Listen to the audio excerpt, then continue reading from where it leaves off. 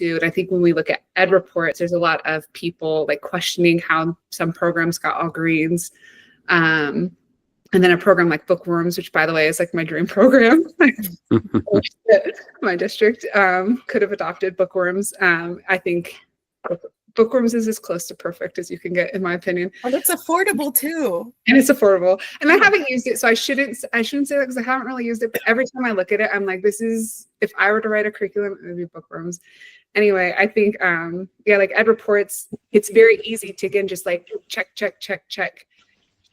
Yes, I'm including these things that need to be in a science-based curriculum, but are you really including them? And what does that really look like is where things are getting lost and where it's easy for, I think, things to go astray. And then when things go too astray, we have another swing. And we need to, there's this like middle ground that we all need to find. But I think there's just a lot lost in translation right now. Imagine that. Yeah.